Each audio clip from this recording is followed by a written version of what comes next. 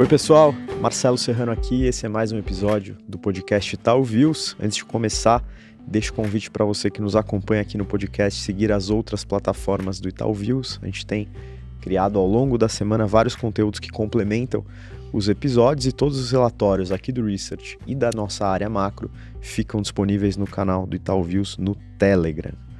Bom, a gente concluiu o primeiro semestre do ano e talvez as duas grandes pautas que movimentaram as economias e os mercados foram a política tarifária do Trump e o agravamento dos conflitos geopolíticos. Nesse episódio a gente vai tentar projetar um pouco os passos aí desses dois temas e os respectivos desdobramentos aí que a gente deve ver para as economias mundiais e principalmente para o Brasil. A gente vai contar com uma participação muito especial para abordar essas pautas, que é o Lucas Ferraz, doutor em Economia, professor da Escola de Economia da Fundação Getúlio Vargas, a FGV, e além da trajetória acadêmica, o Lucas foi secretário de Comércio Exterior no Ministério de Economia e consultor de diversas instituições renomadas no Brasil, no exterior. Lucas, obrigado pela presença, bem-vindo. Obrigado, prazer estar aqui com vocês e, enfim, debatendo um tema que eu acho que é um tema muito importante, né? Está na ordem do dia, então a satisfação é enorme.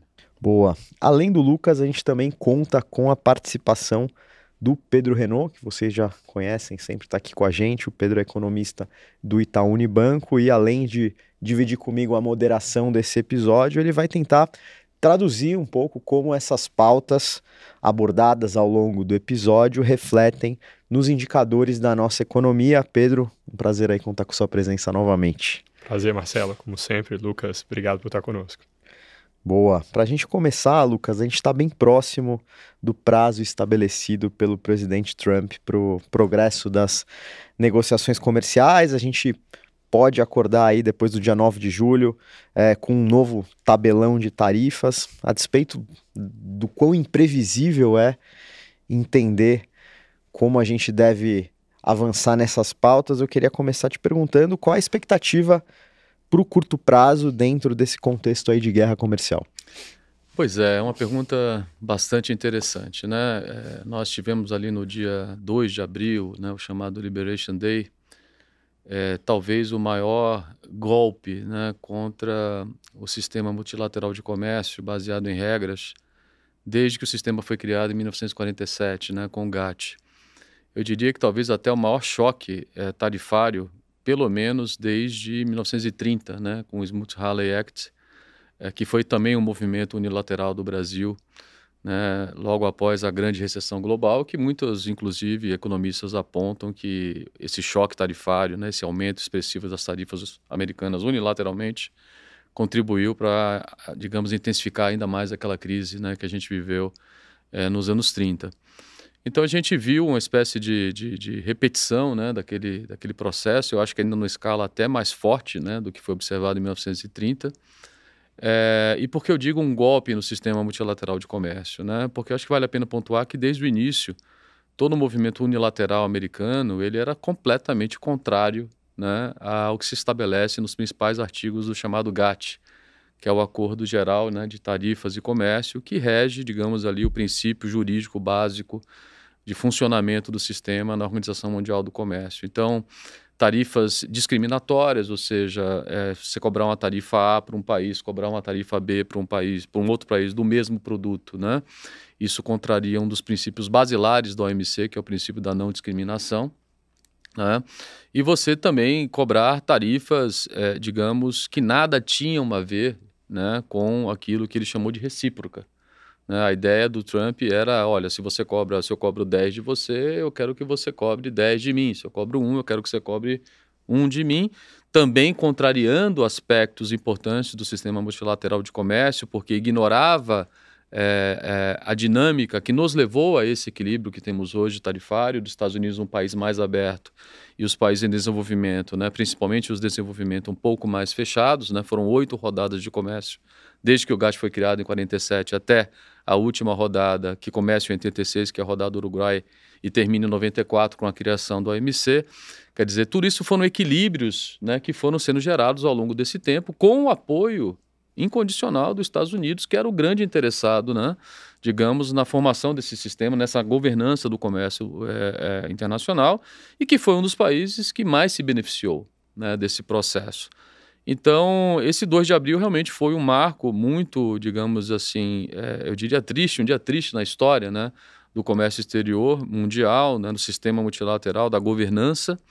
E logo após, né, o dia 2, tivemos aí um movimento, né, choques importantes, sobretudo no mercado financeiro internacional, que reagiu muito mal, né, a esse ambiente de incerteza que foi criado, né, e essas distorções que aquele movimento tarifário criaria. Lembrando que tivemos tarifas da ordem de 46% para o Vietnã, 20% para a Europa, 34% para a China, né, ilhas inabitadas foram tarifadas também. Foi um negócio assim completamente discricionário e sem critério científico, né? Por que eu vou cobrar de um, por que eu vou cobrar assim de outro? Não havia nenhum racional econômico. Então isso foi recebido... te interromper, mas a propósito, a narrativa era toda da reciprocidade e o Brasil, que é dos países que mais tarifam os Estados Unidos, ficou lá embaixo da tabela. O Brasil ficou com 10%, e aí, na verdade, o que ficou claro ali é que havia uma componente política muito importante, né, no tarifaço daquele 2 de abril, que era, sobretudo, focar nos países asiáticos, né, que é a grande preocupação. A grande preocupação dos Estados Unidos hoje,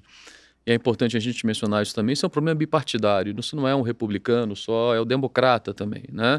Que é a questão da China e a disputa pela supremacia tecnológica e a percepção de que a China, e com alguma razão, a China não foi moldada às práticas de comércio da OMC, né, que são as práticas de uma economia de mercado, né? Quando a China entra na OMC em 2001, havia uma expectativa de que a OMC, né, moldasse as práticas de mercado da China a uma economia de mercado. Os Estados Unidos tinha essa expectativa e é por isso que ele endossou a entrada da China na OMC em 2001.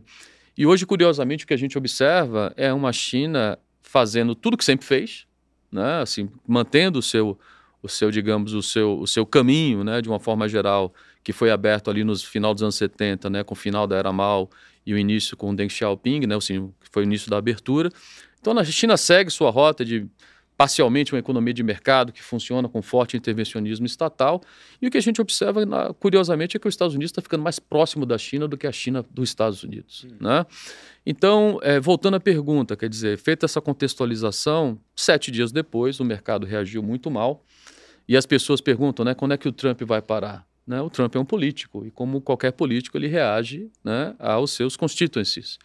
Então, eu acredito que a reação foi tão forte do mercado, do setor privado americano, mercado financeiro, né, o setor produtivo também, que foi muito afetado. Vale lembrar que os Estados Unidos ele tem um comércio muito forte com os países, né, do USMCA, né, que é o antigo NAFTA, Canadá, México. Tudo isso foi comprometido, né, com aquele tarifaço, que já vinha um pouco desde antes, na verdade, desde antes do 2 de abril, com as tarifas do fentanil, mas isso é uma outra história. Setor automotivo ali muito integrado, então muita preocupação. E ele tira o pé do acelerador e no dia 7, né, ou no dia 9, na verdade, 7 dias depois, ele retrocede e fala, não, nós vamos tirar essas tarifas recíprocas agora, né, vamos colocar 10% para todo mundo, à exceção da China, que ele manteve o que ele já tinha colocado, os 20% anterior, mais os 10% para a China, ficou 30% para a China. E ele falou, agora nós vamos abrir negociação com todo mundo. E nós vamos abrir negociação em 3 meses, né, que seria o 9 de julho agora, que foi a sua pergunta, que está chegando. Né? E ele abriu 90 negociações, segundo ele anunciou. Puxa vida, eu passei 4 anos em Brasília, eu fui negociador de acordos comerciais, né? Eu fui o chefe negociador do Ministério da Economia para o acordo Mercosul-União Europeia, para o acordo Mercosul-EFTA, que inclusive vai ser reanunciado amanhã na cúpula do Mercosul, Mercosul-Singapura. Quem negociou o acordo comercial de verdade, para valer, sabe que você não leva menos de 2, 3 anos para negociar um acordo comercial. Ele falou que negociaria 90 em 30 dias, em 3 meses, em 90 dias. 90 acordos em 90 dias. Acordo por dia. Um acordo por dia. Então a gente sabia que aquilo ali não podia ser muito para valer. E aí vieram os anúncios, né? Um sensacional acordo com o Reino Unido, foi o primeiro anunciado. Eu não sei se os ouvintes, né, ou se vocês tiveram a oportunidade de ler o texto do acordo. O acordo não diz nada, são 5 páginas vazias, né? Promessas ali de cotas no setor automotivo, né? Então vai reduzir o 25% atual para alguma coisa ao redor de 10%, e esse 10% é um recado importante. Esse 10% veio para ficar, esse é um ponto fundamental. Esse acordo, na verdade, ele é um template para todos os outros acordos que ele está negociando. Então ele não tem nenhuma disposição para baixar além dos 10% que ele já colocou, né? Que são ilegais sob o ponto de vista do comércio do OMC, porque contraria também um outro artigo do GATT, que é o chamado artigo 2, que você não pode aumentar tarifas além das consolidadas que você tem na OMC. Né? A OMC, ela guarda ali o limite que cada país se compromete a aumentar de tarifas. E ele ultrapassou certamente esse limite. Né? Então, novamente, uma contradição, né? Uma violação de acordo, mas ele colocou isso como basal. Então, os Estados Unidos e o Reino Unido ficaram felizes ali, de certa forma, talvez o Reino Unido um pouco constrangido, mas talvez assim, naquela do tipo, olha, isso aqui é um second best. É melhor que seja esse acordo do que não ser nenhum acordo e aí a gente ficar com a tarifa eventualmente mais alta, né? E depois a China, que foi anunciada, que eu chamo do acordo Black Friday. E por que Black Friday, né? Porque é aquela história de você, para iniciar uma negociação, você cria moeda de onde ela não existe. Né? E quais foram as moedas criadas? Bom, eu vou levar minha tarifa para você para 145%. A China dessa vez falou, então tá, então vai ser diferente agora. This time is different, né? 125% para você também. Ou seja, levou a tarifa para patamares que basicamente inviabilizavam o comércio bilateral, né? E automaticamente que eles tiveram que reduzir. Já era esperado. Né? Então, os Estados Unidos falou que reduziu de 125 para 30%, a China de 125% para 10%. Né? E aí também uma grande, né, digamos ali, cantada de vitória. Né? Olha, conseguimos aí um acordo interessantíssimo, tal, mas vamos lembrar, antes do Trump 2, as tarifas bilaterais de China e Estados Unidos já estavam em 20%. Né? Somado aos 30%, agora estão em 50%. Né? E somado aos 10% da China, estão em 30%. Então as tarifas entre China e Estados Unidos estão em níveis ainda também bastante altos, né? E mais altos do que estava. É por isso que eu estou chamando de Black Friday. Na verdade, todo mundo comprou, né, esse acordo, o mercado comprou esse acordo como uma boa notícia, mas pouca gente falou que as tarifas do lado americano, né, estão mais de 100% mais altas em relação à China, porque elas estavam em 20%, elas estão em 50% agora. Né? E a China está em 30%. Entendeu?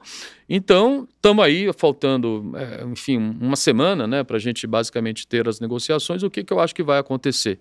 Como era esperado, ele não vai conseguir tocar as 90 negociações. Ele está focado naquilo que é principal para os Estados Unidos e de certa forma, entendível. É o acordo com a União Europeia, né? É o acordo com a Índia, que está relativamente bem avançado. Né? Ele anunciou hoje que fez um acordo com o Vietnã. Né? E com esses países menores, né? Infelizmente, esses países realmente ficam numa situação muito difícil e o Vietnã aceitou uma tarifa de 20% contra as suas exportações. Essa, pelo menos, foi a declaração que o presidente Trump fez hoje. Né? E por que ele se preocupa tanto com o Vietnã?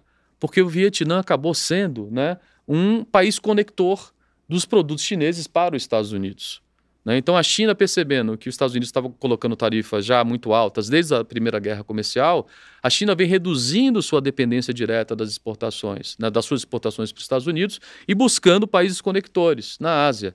O Vietnã é um deles, Bangladesh é um deles. Né? Então, todos esses países que estavam fazendo esse papel de ponte, né, para a China ao mercado americano, foram muito atingidos pelas tarifas e ele está sendo super duro na negociação.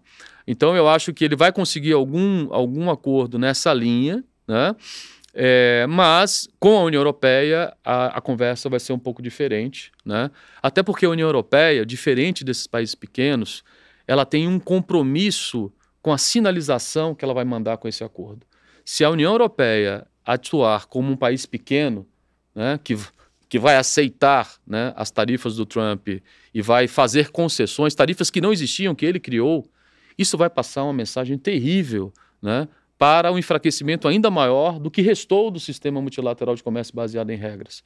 Então, a União Europeia, ela ajudou também a construir esse sistema.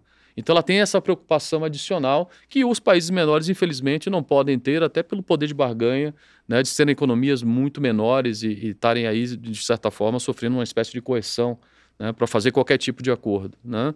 Então, eu acho que ele vai entregar alguns acordos pequenos, como esse do Vietnã, como do Reino Unido. União Europeia, eu acho que ele vai tentar postergar isso de alguma forma, porque ele não vai conseguir chegar a nada interessante até 9 de julho, talvez alguma coisa com a Índia, mas a maior parte, o resto do mundo, o que está sendo veiculado é que ele vai mandar uma carta. Né? Uma carta simplesmente dizendo, olha, as tarifas para vocês são tantas, né? Infelizmente não tivemos tempo de negociar, e é isso que nós temos para hoje. Brasil, infelizmente, no que tange aqui ao nosso Brasil, acho que entrou nesse rol do país que vai receber cartinha. Né? Então o Brasil deve receber uma carta dizendo quais são as condições dele e é take or leave it, entendeu? Ou você aceita ou a questão vai ser essa. Né? Agora, eu não acredito em nada muito agressivo para o Brasil. Né, sob o ponto de vista, como foi para o Vietnã, por exemplo, que colocou lá uma tarifa de 20%, que ele já tinha colocado a tarifa acima de 40%. Né? E o Vietnã, digamos ali, está naquela lista de países que preocupam os Estados Unidos porque servem de canal para a China. Esse ainda não é o caso, e não será provavelmente o caso do Brasil. Né? Então a gente ficou até, de certa forma, numa situação relativamente favorável até o momento. Entendeu? Porque ficamos ali com a tarifa de 10%. Né? A gente tem possibilidades de benefícios setoriais.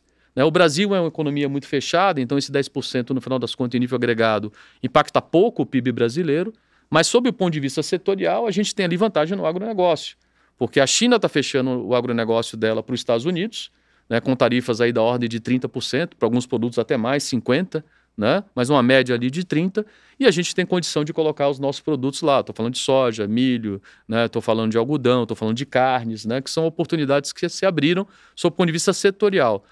Do lado de aço e alumínio, infelizmente, a notícia realmente é ruim, porque agora as tarifas que estavam em 25% foram para 50% recentemente. Né? E o Brasil é o segundo maior exportador de aço semi-acabado para os Estados Unidos, né? Depois do Canadá. Né? Então você tem Canadá, Brasil exportando aço semi-acabado e o México em terceiro lugar em termos de volume. Tá? E o que é mais irônico, né? O aço semi-acabado não é produzido nos Estados Unidos. Né? Quer dizer, os Estados Unidos precisa do aço semi-acabado, mas ainda assim o Trump não abriu nenhuma exceção. Então eu vejo um pouco desse cenário. Eu acho que o mercado vai subir a tensão, evidentemente, porque o Trump tem uma parcela grande ali de imprevisibilidade.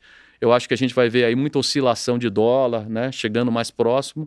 Tá certo? Mas, concretamente, o que vai acontecer é essa meia dúzia de acordos que eu mencionei que podem ser anunciados, e acordos, como eu digo, acordos que sob o ponto de vista daquilo que você chama de acordo, não chega a ser um acordo, né? É um compromisso ali de meia dúzia de produtos, né, e setores.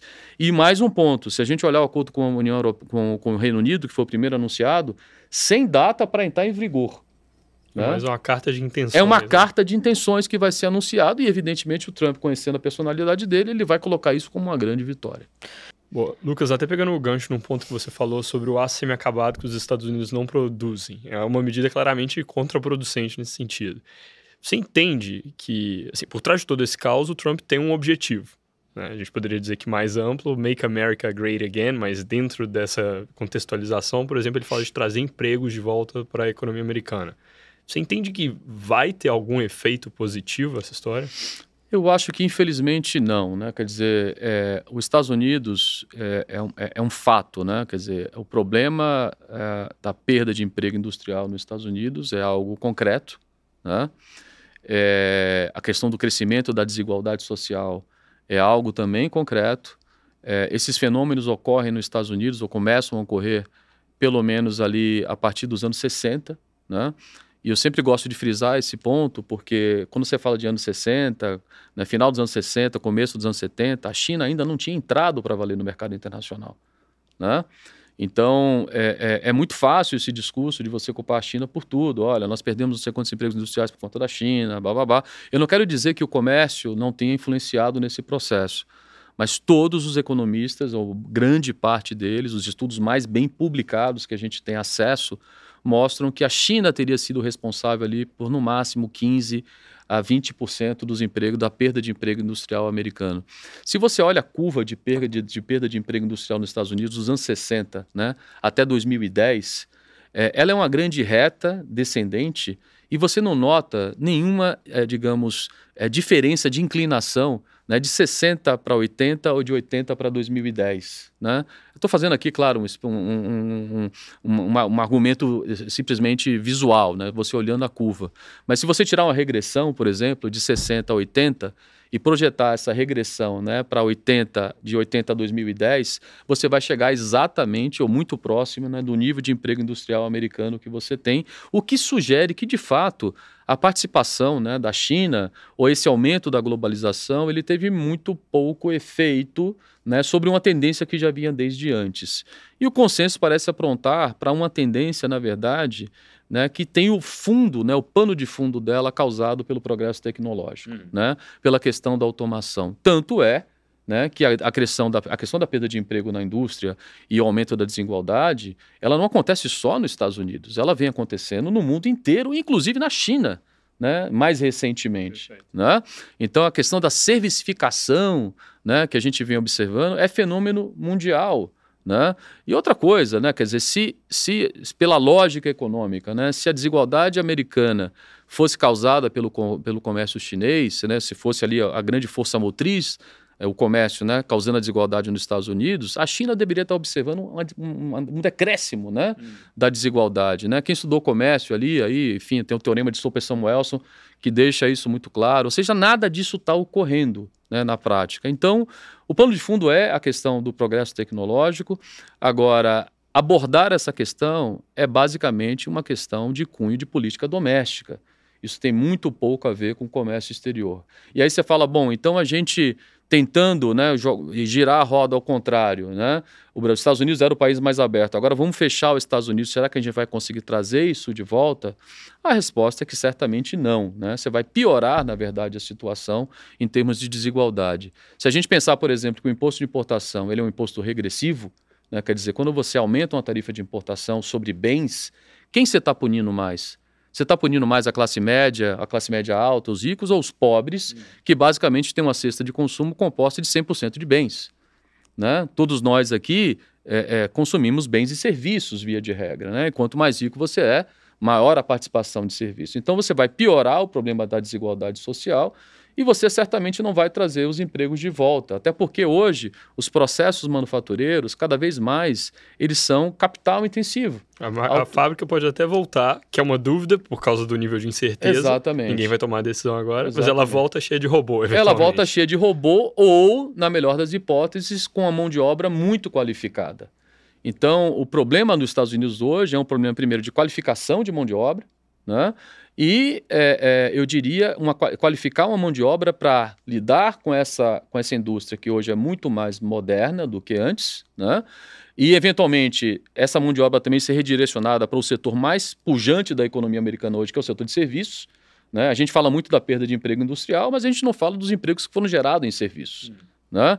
Então, esse é um ponto importante também. Né? Quer dizer, então, tudo isso está em jogo. Né? Eu acho que se a gente olhar a evidência, né, do Trump 1, né, para tentar projetar o que pode ser o Trump 2, lá no Trump 1, com a guerra comercial com a China, que era muito, digamos assim, num nível muito mais baixo do que essa guerra hoje, que envolve outros países também, o setor siderúrgico estava, né, no foco da política do Trump.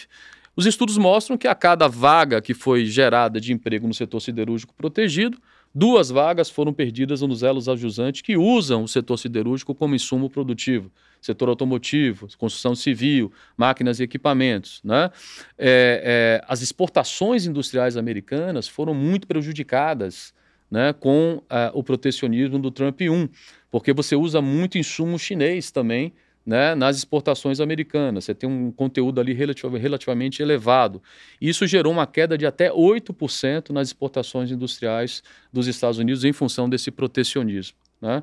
Então, eu acho que tem um ponto aí importante, eu não quero me alongar demais, mas é preciso que as pessoas entendam uma coisa que eu acho que ainda não está muito claro para a maior parte, né, das pessoas, do mercado, enfim, dos governos.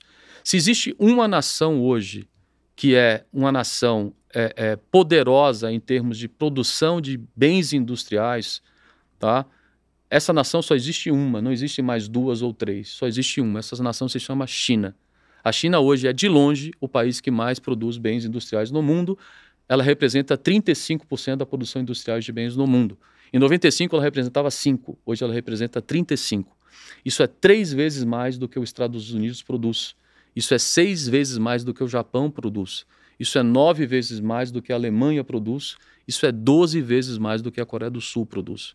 Então só existe uma nação hoje no mundo produtora de bens industriais em larga escala. 60% dos carros elétricos, mais de 50% da produção, né, de aço, enfim, mais de 50% da produção de navios, né? Então, você achar que você vai fazer um decoupling, né, de uma economia dessa, a China hoje é o quarto parceiro comercial americano, né? Primeiro você tem a Europa, depois você tem o Canadá, depois você tem o México, né? E depois você tem, né, na verdade, Europa, México, Canadá e a China, né? E você vai conseguir fazer isso de uma forma completamente sem prejudicar, digamos, a sua própria economia. Isso é um equívoco. Tanto é que os estudos, né, as simulações que estão saindo por aí mostram que nessa guerra comercial a economia que mais perde é os Estados Unidos, não é a China. Perfeito. A gente falou bastante sobre guerra comercial nesse início, Lucas, mas em paralelo, infelizmente, a gente tem outras guerras acontecendo, né? Tem a guerra no leste europeu, tem a guerra no Oriente Médio, que em tese acabou, mas pode eclodir de novo a qualquer momento. Eu, assim, não queria te pedir um prognóstico geopolítico, falando de conflitos, mas nesse contexto de guerra comercial, quais são os principais riscos que esse mundo em conflito pode trazer? Olha, a gente teve vários choques, na verdade, né, de natureza militar, sanitária, né, comercial, né, que atingiram a economia, né, nos últimos anos e que vem levando gradualmente a um processo que os economistas chamam de reconfiguração das cadeias globais, né? Então, se você olhar ali pelo menos de 1985 até 2008, você tem uma corrente de comércio mundial sobre o PIB mundial que cresce de 35% para 62%. Né? E a partir de 2008 você tem basicamente um platô, né? A economia fica ali, a economia global está ainda num nível de integração alto, mas ele para de crescer. E é óbvio que isso ia acontecer em algum momento, né? Eu acho que há uma falsa correlação, né? Uma falsa, digamos, casualidade, digamos, entre esse platô que começa em 2008 e a crise financeira. Na verdade, isso é o que alguns economistas chamam de um falso ponto de inflexão, na verdade. Porque ali, quando você olha o agregado, parece que a inflexão é em 2008. Mas se você olha países individualmente, a China, por exemplo, já tinha, né, diminuído o seu ritmo de crescimento do comércio sobre o PIB antes, né, de 2008. Alguns países, Estados Unidos foi depois, né? Mas fato é que você ainda tem uma economia mundial que está muito integrada. Então, acho que um primeiro ponto ele diz assim, não há que se falar ainda em desglobalização, né? Depois de 2008, vieram vários choques, e esses choques estão fazendo com que aquele processo, né, virtuoso de 2008, de explosão das cadeias globais, ele esteja agora ganhando um outro formato, que é o que a gente está chamando de reglobalização. Então começa com esses choques, né? A Covid, eu acho que foi um choque também bastante importante, que mostrou claramente o risco, né, para a segurança nacional, inclusive, de você depender apenas de uma única fonte, né, de fornecimento de insumos importantes, né, para o seu processo produtivo. Então você tem hoje uma tendência cada vez maior de diversificação, né, dos processos produtivos, que a gente está chamando de reconfiguração de cadeias. Mas as evidências até então, elas eram de certa forma anedóticas, né, porque isso leva um tempo para você começar a perceber movimentos que são numa esfera micro, né, no nível agregado. E muitas vezes a gente não tem acesso a todos os dados. Mas alguns estudos começam a sair, né, e começam a sugerir que, pelo menos a partir da guerra da Ucrânia, né, que começa em 2022, você está cada vez mais observando, você vem cada vez mais observando a formação de 2 grandes blocos econômicos, tá? Um bloco oriental, né, de países sobre esfera de China e Rússia, tá? E um bloco ocidental sobre países, né, países sob a esfera, né, de Estados Unidos e a União Europeia, né, que cada vez comercializam mais entre eles e investem mais entre eles. Né? E esses 2 blocos, cada vez comercializando e investindo menos entre eles.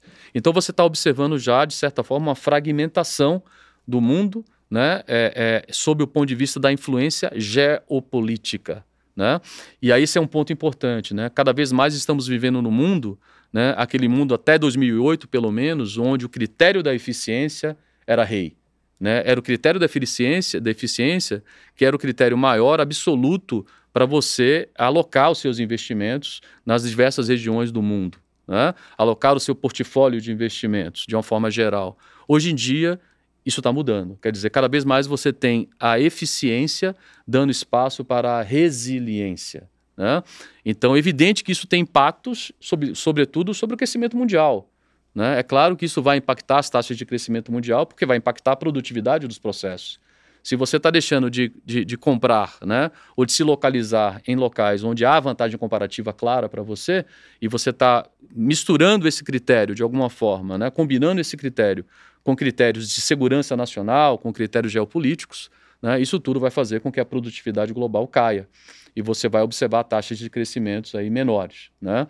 Então, é isso que a gente vem observando. E aí você tem, como eu já havia mencionado, os chamados países conectores. Né? E eu acho que essa é uma posição muito confortável para o Brasil. O Brasil, assim como boa parte dos países do mundo, sobretudo a América Latina, nós temos China e Estados Unidos como os principais parceiros comerciais. Né? É claro que se a gente comparar sob o ponto de vista de fluxo de investimentos, os Estados Unidos está muito longe da China ainda, mas a China vem crescentemente aumentando a sua presença em termos de investimentos, né, no Brasil e na América Latina. Então, alinhamentos automáticos, né, acho que vale a pena mencionar, não é da tradição do nosso Itamaraty e nem deve ser nesse momento, cada vez menos. Né? Quer dizer, a gente tem que buscar ser pragmático, ter uma ligação, uma conexão econômica, né, forte com os dois lados, até quando isso seja possível. Né? Haja visto o que aconteceu com o Vietnã, né? Que virou uma plataforma de exportação chinesa e os Estados Unidos olhou e falou, não, né, isso aqui eu não permito, isso vai ser tarifado. Eu não acho que o Brasil, né, pelo tamanho da sua economia, pela diversificação da sua economia, tem as características do Vietnã para virar uma plataforma de exportação para a China. Não acho que esse será o nosso destino. Em não sendo o nosso destino, eu acho que nós estamos numa posição estratégica, confortável, né, e tentar extrair o melhor possível dessa guerra comercial. Claro, melhoria do nosso ambiente de negócios, né? Focar em políticas voltadas para a transição energética, que cada vez mais está claro que são vantagens comparativas naturais do Brasil, e isso pode significar, inclusive, né, uma reindustrialização verde aqui no país, né, desde que a gente adote as políticas corretas, as políticas pró-mercado, as políticas que deem a segurança jurídica necessária para a atração dos investimentos. Perfeito. Pedro, acho que com base nessas pautas e em desdobramentos dessa guerra comercial, como os nossos indicadores econômicos foram impactados por esse ambiente global? Como você resume a performance da economia brasileira nesse primeiro semestre? O que foi uma surpresa positiva e o que eventualmente você notou como um ponto aí de estresse? Boa. Acho que disparado o indicador mais impactado foi câmbio. Em que sentido você tem, além da incerteza vindo da política comercial dos Estados Unidos, toda uma questão de uma dinâmica de dívida que parece pouco sustentável, até lembrar a nossa, com a diferença da moeda que os países emitem, um pouco compromisso do governo americano com mudar essa dinâmica, pelo contrário, o que está em trâmite no Congresso, o Big Beautiful Bill, é exatamente algo que sedimenta que o governo vai seguir com déficits crescentes. Então, no fundo, você vai afetando um pouco a disposição do investidor para financiar o governo americano. Você tem uma postura bem questionável sobre o Banco Central, coisas que o presidente americano tem falado recentemente a respeito do Jay Powell. É algo que, se a gente fizesse copy and paste no Brasil, levava o dólar a 7, sem exagero aqui, porque é um risco institucional muito grande. E aí você ainda tem uma postura, né, de, vamos dizer, colocar o estrangeiro como culpado dos meus problemas, China na questão comercial, mas em outros casos de forma mais ampla, que obviamente deixa esse estrangeiro um pouco mais relutante a deixar dinheiro nos Estados Unidos. Inclusive, na legislação que está discutida no Congresso, existe a possibilidade ali de colocar um imposto sobre remessa de capital pro exterior, muito parecido com o primeiro ponto do IOF que caiu aqui no Brasil, aquele primeiro recuo que o governo fez. Então, na margem, o alocador de recursos está deixando menos nos Estados Unidos. E aí acaba sobrando mais para outros lugares. Emergentes como um todo, o mundo como um todo está se fortalecendo contra o dólar, todas as taxas de câmbio. Emergentes como um todo também. E o real, até no passado recente, tem ido um pouco mais rápido do que o grupinho de emergentes. Porque se a gente pensa nesse conjunto de economias, vamos fazendo uma lista aqui de atributos, a gente é o único que vai ticar ser uma economia grande, líquida, longe de conflito geopolítico, relativamente pouco sensível à guerra comercial, por sermos uma economia fechada, que não é exatamente a melhor das coisas, mas nesse momento traz uma certa resiliência, com bolsa que parece barata e juro com espaço para cair. Enquanto ele não cai, você faz o carry trade, que é aplicar no país que paga mais juro. Então a gente vê um câmbio que, pela maré global, sem que nada tenha ocorrido aqui de muito revolucionário dentro de casa, ele apreciou bastante. A gente está num mundo de dólar fraco, e aí, respondendo a sua pergunta com o que mais mudou, eu diria, é isso. Tá? A propósito, a nossa projeção para câmbio no fim desse ano era R$ 5,75 por dólar. Hoje, rodando o mesmo modelo, eu veria R$ 5,40, talvez possibilidade de níveis abaixo até no curto prazo. Câmbio nunca é fácil, né? Mas a oscilação foi mais forte. Câmbio existe para o melhor economista. Mas assim, a gente ainda tem uma projeção mais alta, 5,65, colocando na conta gordura de risco doméstico. Agora, o viés para esse número talvez seja adicionalmente de baixa, não porque eu estou mudando de opinião sobre o risco doméstico, o fiscal ainda é uma situação bastante difícil aqui, mas porque essa maré global ela segue indo na direção de um dólar mais fraco. Então, acho que esse é o ponto número 1. As outras coisas, falei, o Brasil é relativamente fechado. Ele não sente tanto esse choque global, que a propósito, mal começou, vai. A gente tem certos pontos aqui de ganho, muito claro no caso do agro. Então, o prêmio da soja brasileira no porto ele sobe, existe a possibilidade de exportar mais proteínas, mas isso ainda é incipiente nos dados, vamos colocar dessa forma. E aí o que a gente teve de dinâmica no primeiro semestre, eu vou te dizer, teve mais a ver com fatores domésticos. Teve uma safra muito forte, que inclusive transborda para outros setores. O PIB cresceu bastante no primeiro tri, ainda com um impulso já meio sazonal aqui no Brasil de que aumento em termos reais do salário mínimo, antecipação de 13º do pensionista do INSS. Então você tem um primeiro tri pujante. No segundo trimestre a gente ainda viu a economia num ritmo um pouco mais forte, não tem o dado oficial, mas a gente consegue medir. Agora a leitura é que a chave está mudando. Tá? Quando eu olho para consumo, por exemplo, o que está dependente de renda foi muito bem até o fim de junho, a gente consegue medir isso com o IDAT, o nosso indicador diário ali. Agora, o consumo ligado a crédito, ele mudou de figura. E ainda tem bastante alta de Selic para bater. Então, eu tenho uma certa passada de marcha aqui na economia. O mercado de trabalho segue aquecido, eu continuo com o estímulo do governo, sustenta a renda, a venda de supermercado, por exemplo. Agora, se eu penso em venda de veículo, material de construção, móveis, linha branca, aqui a gente vê já uma tração um pouco distinta, completamente desligado desse cenário global, muito ligado ao fato de que a gente está rodando com o motor sobreaquecido, né? A economia está aquecida demais, a inflação fica alta, o Banco Central sobe juro para tirar combustível aqui desse motor, trazer esse giro para baixo. Perfeito. Lucas, ainda no ponto do Brasil ser fechado, né, como o Pedro justificou aí na resposta anterior, isso pode até ser uma vantagem agora, né? Mas historicamente nos tira muita oportunidade, né? Acho que, dado que esse fechamento é uma escolha deliberada, o que você identifica como erro ou erros de diagnóstico que nos levaram a esse caminho? Olha, a gente tem uma tradição histórica, né, de sermos uma economia fechada, né? Assim, todo o processo de industrialização do Brasil, ele foi feito, né, que a gente chama de um processo inward looking, né, olhando para dentro, mercado, né, doméstico, políticas de substituição de importação, né? Então, nós tivemos um crescimento, né? Se você pegar o Brasil ali de 1947 até final da década de 70, o Brasil foi uma das economias que mais cresceu no mundo, né? Tivemos uma média de crescimento ali de 7,2%. E o Brasil era, digamos, uma economia que nos anos 40 era ainda uma economia agrária, né? E o Brasil se torna uma economia urbana, digamos assim, no final desse período. E todo esse processo, né, de transformação, de você trazer o homem do campo para a cidade, para trabalhar na indústria, para trabalhar em serviços, né, assim como aconteceu na China também, de certa forma, isso gerou um impacto enorme na produtividade nesse período, que fez o Brasil crescer a taxas, né, de 7%, 8%, em alguns momentos até 10% na época do milagre econômico, apesar de que o milagre é um caso especial, porque ali houve reformas realmente, né, pró-mercado que depois repercutiram, né, no milagre econômico propriamente dito, né? Eu falei do Roberto Campos e etc. Né? Então, a gente tem um debate aqui no Brasil que é um debate muito complicado, que a turma que defende o protecionismo olha para esse período e fala, olha só, quando nós fizemos política de substituição de importação, foi quando o Brasil mais cresceu, né?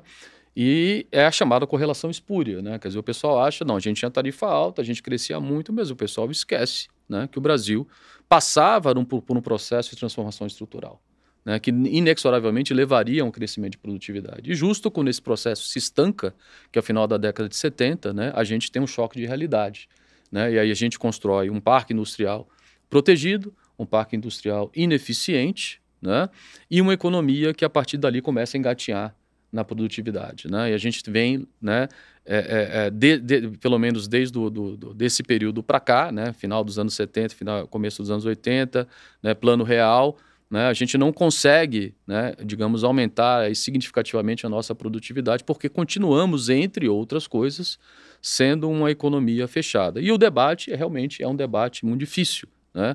É um debate que, inclusive, falta apoio na mídia, falta apoio político, né? Falta consciência das pessoas, né, do que significa você ter uma tarifa de importação alta e do que isso tem a ver com o seu dia a dia, né, com o preço dos produtos que você compra na gôndola do supermercado, né? Então falta um pouco dessa educação, digamos, né, comercial, vamos dizer assim, para as pessoas fazerem essa correlação. Então a gente tem essa tradição e aí a gente resolveu, eu diria, para piorar de certa forma a situação, talvez até numa boa intenção, entrarmos num bloco chamado Mercosul, a partir de 1991, com o Tratado de Assunção.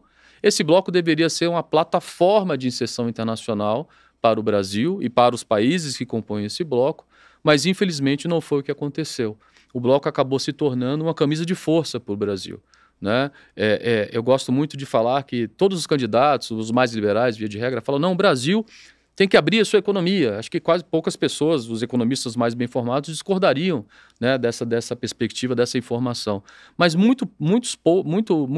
poucos economistas, eu diria, até os mais bem informados, eles têm a noção de que o Brasil não tem mais autonomia sobre a sua tarifa de importação. De que se o Brasil quiser abrir a sua economia, reduzir a sua tarifa de importação, ele tem que pedir permissão para os sócios do Mercosul. Ele tem que falar com a Argentina, ele tem que falar com o Paraguai, ele tem que falar com o Uruguai e agora com a Bolívia, que está entrando no Mercosul.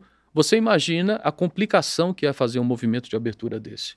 E se o Brasil quiser negociar um acordo com o Japão, o Brasil também tem que pedir permissão para os sócios para negociar esse acordo com o Japão, né? Então parece algo, digamos, estranho ou quase que inaceitável para a economia que é a 10ª maior economia do mundo, né? E continua com um nível de participação no comércio internacional ínfimo, né, diante do potencial, né, do tamanho da sua economia. Então eu diria que a gente tem amarras aí que são muito fortes.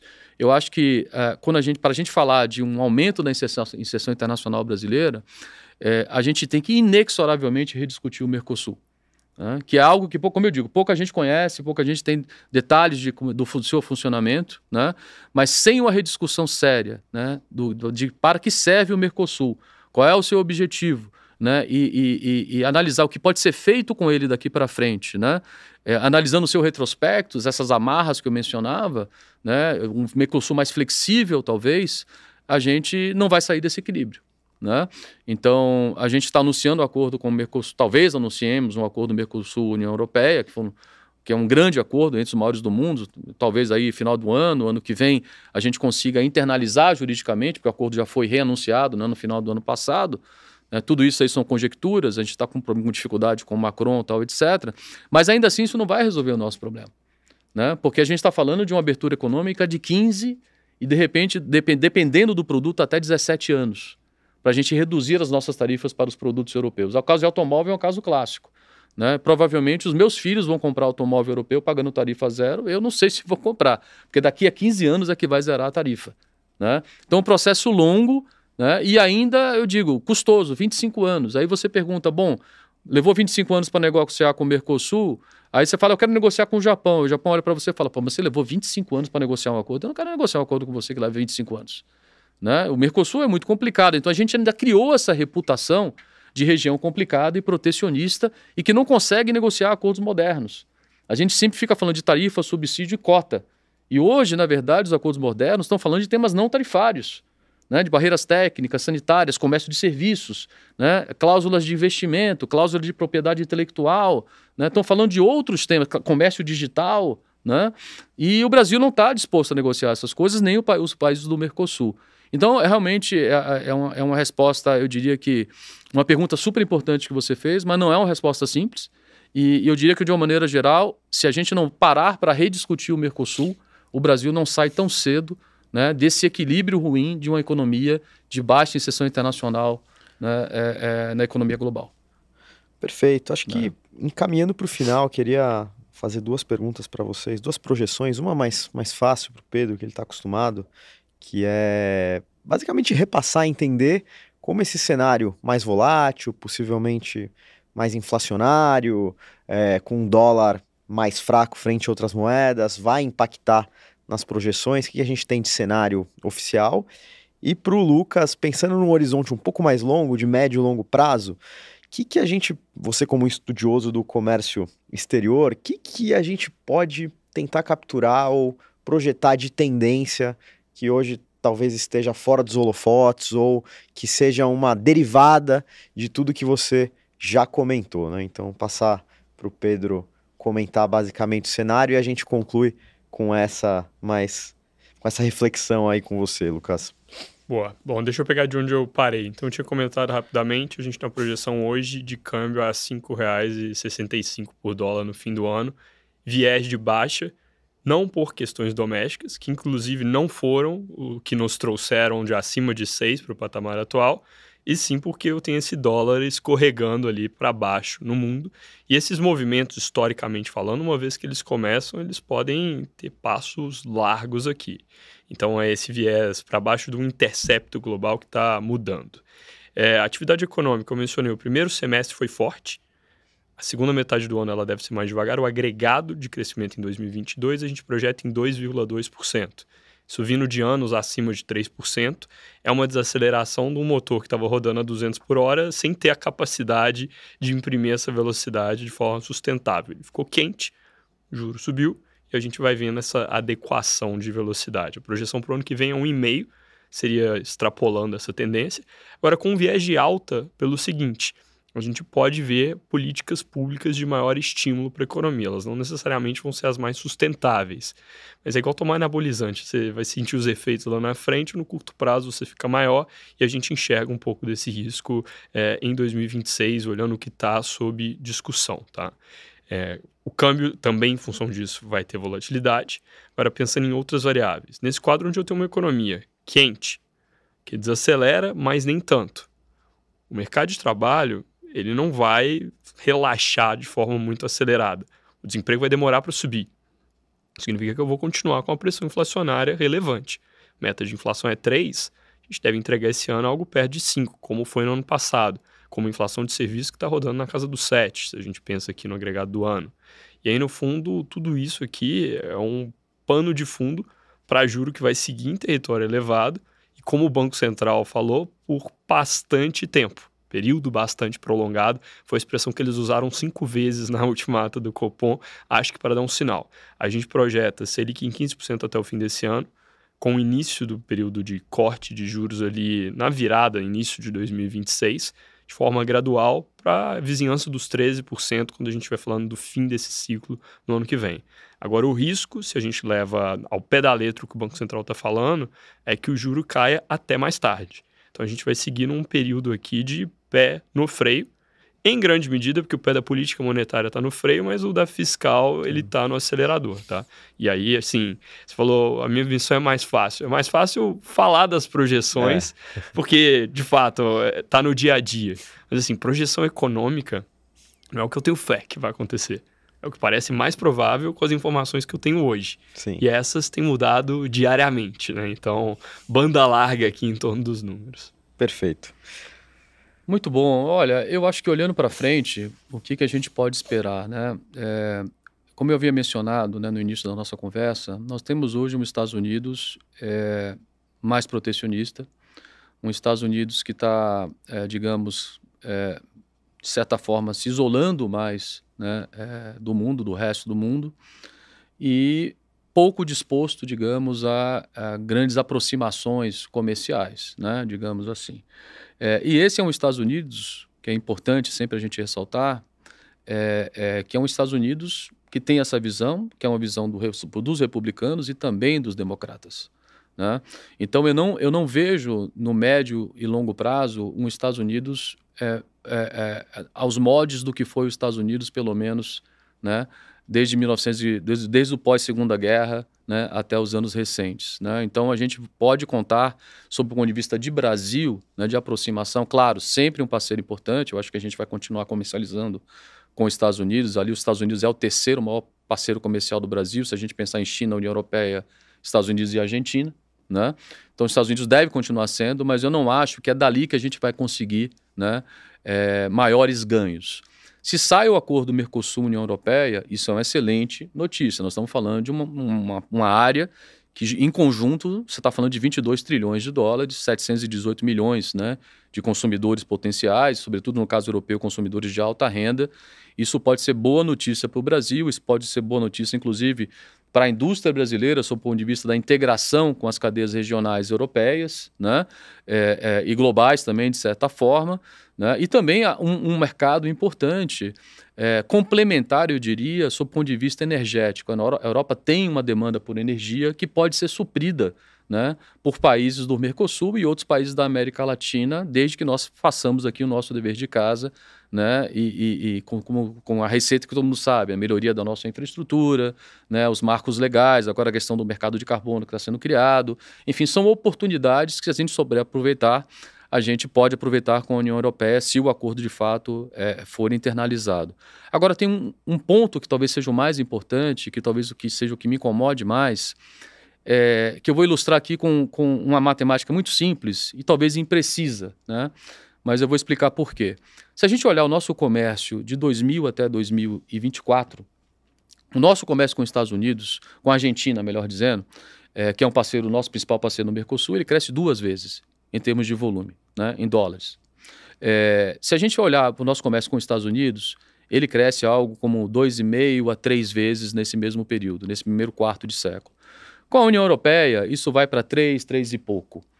O nosso comércio com a China, se a gente olhar nesse mesmo período, e aí eu faço a ressalva, por isso que eu falei, é uma conta meio digamos aí, imprecisa, né, do ponto de vista do rigor técnico, porque a gente parte de uma base baixa e para a China tudo cresce muito rápido, mas cresceu 68,7 vezes, né, com a China. O que eu quero dizer?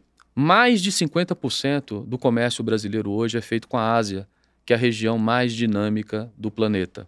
E nós não temos nenhuma estratégia sob o ponto de vista de cessão do Brasil ou do Mercosul para a Ásia. Muito pelo contrário. O Mercosul hoje é um bloco dominado pelos grupos de interesse. E, sobretudo, os grupos de interesse industrial. E por que eu falo industrial? Porque 90% do que nós exportamos para o Mercosul são produtos industriais, né? Então, esse bloco, essa área, né, para, digamos, o setor industrial, que é um lobby muito forte, é uma área muito importante, né? Eu costumo dizer que é a bengala da nossa indústria, porque é para onde vai boa parte das nossas exportações industriais, né? Então, a dificuldade que nós temos de fazer um movimento para a Ásia é justamente relativa ao nosso padrão de comércio, porque hoje com a Ásia ainda somos uma região que exporta commodities e importa muito produto manufaturado, e eu diria até de qualidade, né? Não vamos acabar com aquela visão que a China hoje é o país que exporta, ainda é o país que exporta quinquilharia, muito pelo contrário. A China hoje exporta produtos de alto índice tecnológico, que são úteis, né, para a nossa indústria e as indústrias do Mercosul, mas o lobby é muito forte.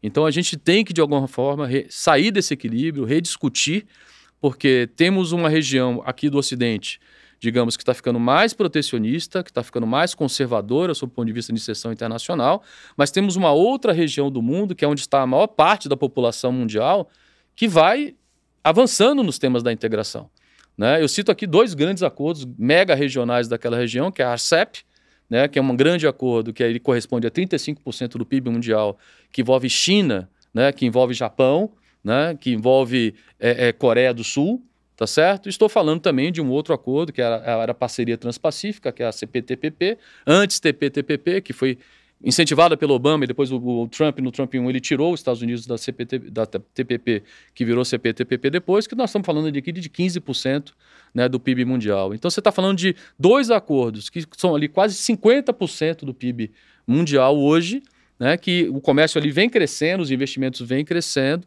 né, de alguma forma, e o Brasil e o Mercosul não têm uma estratégia. Para não falar da Índia, que é um dos países também hoje que mais cresce no mundo já há alguns anos, né? Vem crescendo bastante.